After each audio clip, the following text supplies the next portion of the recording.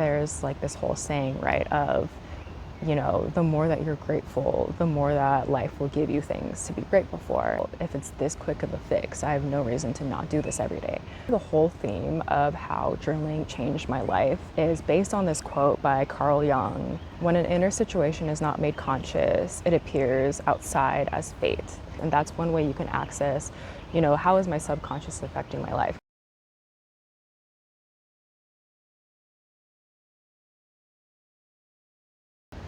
Hi everyone. So today I wanted to talk about my journaling ecosystem and essentially how journaling has changed my life.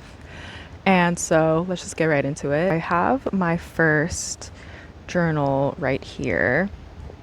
It's my traveler's notebook, and I actually had a different one in my most recent video that I just got off of Amazon, but I have this new one here that is actual, like, the leather that they use for traditional traveler's notebooks, which is vegetable tanned, which is a lot better for the environment because the other option is chrome tanned, which it's just a difference in the process of how they tan the leather. And vegetable tan is just better for the environment, and it's also, I think, better for human health as well, because when they tan it, they use natural sources. So glad that I finally have an actual traveler's notebook, and I really love it because it lets me have like customizable inserts. And that's the whole thing with the traveler's notebook system, where you can travel with a bunch of different inserts. And so you can just have just different inserts in here for different topics or whatever. And I got this very recently, so it only has one charm so far that says the star, and I can't wait to add more charms to it because, I don't know, it's just the whole aesthetic of the traveler's notebook that I also really love. And so yeah, let's get into it. So first I have here my calendar, and this is just like a monthly planner that is super easy to use. I've found that with weekly planners and daily planners, I tend to write too much per day and get too detailed, and then it just overwhelms me. And so I just don't get anything done. But with this, I can just write like one or two things per day. So here's a blank one. This is super customizable because it's not like a set month or set day. It's just, you know, whatever month you're feeling like putting down. And so yeah, I think this is just a necessary for every traveler's notebook to have a planner in it. My next insert is my dream image file. This is actually an idea I got from The Artist's Way, where you essentially just collect pictures of things that you like. Pictures of, you know, any goals that you have or any aesthetic pictures that you like, and just put them into one notebook and just, you know, kind of look at it every day, and it makes you happy and it makes you realize the goals that you want. It's sort of like a vision board, but just in a notebook format. And then the next insert I have is my commonplace notebook, and this has been super, super helpful for me to get out of the whole structured journaling sort of system where you just kind of write down what your day has been. And that's what got me out of journaling in the first place, because I thought it was kind of boring. But yeah, this is just the journal where I feel like I can just put any idea, any thought that I have, literally anything in here, and it can be messy and it doesn't have to be structured at all. And that just feels really good to me because it feels like a place where I can just not think too much about perfection, which, hey, I'll take that in any place in my life. And here is a example page. This is just me planning out this video actually. And so yeah, I sometimes do like video ideas in here. Yeah, so this is just planning out my journaling ecosystem video, and it's not even complete. But yeah, it's just drafting ideas where I don't feel like I have to be perfect in any way. And then my next insert is my gratitude journal, which is this super cute Hello Kitty notebook, Get Mogged. I just think it's super cute, and it's my gratitude journal. And this is actually how I got started with journaling. And basically, what I do is I just write down 7 things that I'm grateful for that day, and I expand on it. I write like a sentence or two. Some examples could be like, I'm so grateful for my beautiful home that I get to wake up to every morning. Yeah, just something cheesy like that. You know, you kind of have to spiff it up a little bit, but it's really fun to do. And then after the 7 things that I'm grateful for, which I do throughout the day as well, then I'll write 1 thing that I learned today for my future self. And surprisingly, you learn every day. I know it seems a lot to learn 1 thing every single day, but sometimes you do. I'm really excited to look at this after a year and just have 365 things that I learned, because that's kind of crazy. And then my next notebook that I have is I don't really even know what to call this. It's kind of my planner, my monthly recap journal. So basically what I have in here is my daily highlights. I got this idea from a friend who said to have a page in a journal where you write down every single day of the month and number it out and then write a highlight from that day. And I thought this was genius because time just seems to fly so quickly, and writing down a highlight from each day really helps to see how you did through that whole month. And I really, really appreciate it for, it's just kind of like memory keeping. And it's so nice to see after a month, like what you've done. Because a lot of times you forget. And you forget all the good things that happen to you in your life. But I feel like this is a really great way to keep track of that. Here I also include some weekly recaps, what I accomplished that week, what I didn't accomplish, what worked and what didn't work. And I also have a monthly recap in here where I basically have the same format of what worked and what didn't work and what I accomplished and what I didn't accomplish. And then my third journal here is my disc-bound notebook that basically has all of my studies and all of my book notes in it.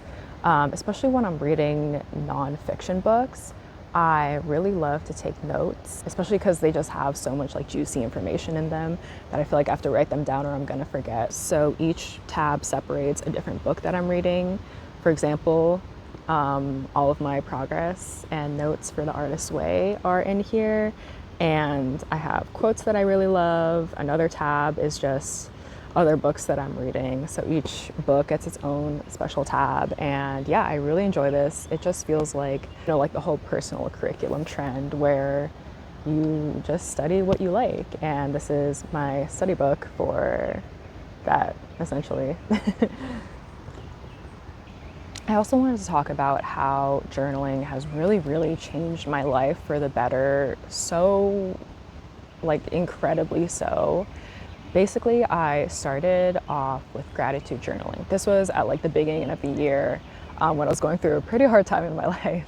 And I got desperate enough to gratitude journal because I saw that gratitude journaling is the antidote to dissatisfaction with your life. And I was very dissatisfied with my life. Basically, the specific incident that got me into gratitude journaling was something pretty bad happened in my family, and I was super worried and super anxious about it, and I really had no outlet. And so I gratitude journaled. I wrote down some things that I was grateful for, even though it felt really counterintuitive and kind of scary, because for me as a person, it just seemed like having gratitude was like jinxing something. I don't know if anyone else feels the same way, but I had this opposite thought reaction of, oh, if I say what I'm grateful for, or if I say any good thing, then something bad has to happen, which is not true.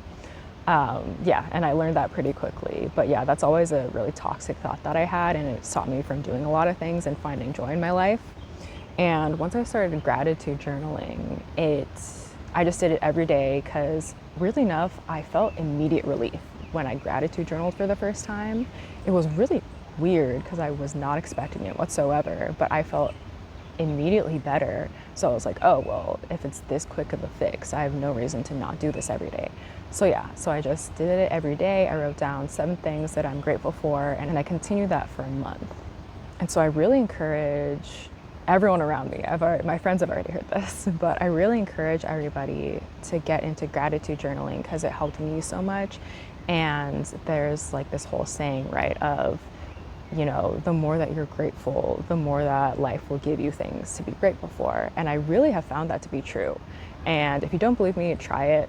And because I didn't believe it until I tried it, but hey, try it and prove me wrong. Try to prove me wrong. So yeah, I really highly recommend gratitude journaling to everybody. The whole theme of how journaling changed my life is based on this quote by Carl Jung that more or less goes, when an inner situation is not made conscious, it appears outside as fate. And I found that to be extremely true. Journaling is my preferred way of externalizing my thoughts and my feelings and being introspective because it really helps me visualize who I am and everything that's in my mind, where I can take it out and not keep it in my head and have it be repeating and just be like intrusive thoughts. I write them all down and I'm able to see exactly what my issues are and observe and then address them. It's also really nice because with journaling, you can be completely truthful. Like, I don't think there's many people who have people in their life that they can be completely 100% truthful to, but with a journal, because it can't judge you, it can't tell your secrets, and you can be completely truthful in your journal. And that has really liberated me from censoring myself because, when you're talking to people, you probably want to come off a certain way. But when you journal, you can just get all of your, terrible, just horrible thoughts out and externalize them rather than keep them in your head and have them, produce a physical form in your life. My preferred way of externalizing through a journal is through morning pages. Now, of course, as I've referenced before, this is from the Artist's Way, and I know a lot of people do morning pages and they stick with it even after completing the Artist's Way progress. But yeah, I have found this to be super, super helpful with getting all of my thoughts out because essentially what it is you do it in the morning, so you kind of just woken up and your brain is still sort of like in between consciousness and subconsciousness, and so it can easily access the subconscious and dump all of your thoughts out from your subconscious. And that's one way you can access, how is my subconscious affecting my life? Because a lot of people don't really have access to their subconscious, they only have access to their conscious. But to know what deep-rooted beliefs you have that are holding you back, you need to get into the subconscious. And so this is a really great way of like a stream of consciousness form of writing where you just write for like 3 pages straight. And eventually once you write enough, what they call the sensor or filter in your brain that's the conscious is bypassed, and so you can really get your true feelings and thoughts out and out of your subconscious and out of your brain and out of your system onto paper. And then you can truly observe, okay, these are the issues in my life that I'm writing about, and I have to write about the truth because that's what your subconscious is, and you're accessing the subconscious, so the truth will come out. And I think that's one of the reasons why people are scared of writing, is because they know that the truth will come out, and that is scary. But it's a lot better to externalize this than have it appear in your life in physical form as fate, like the quote said.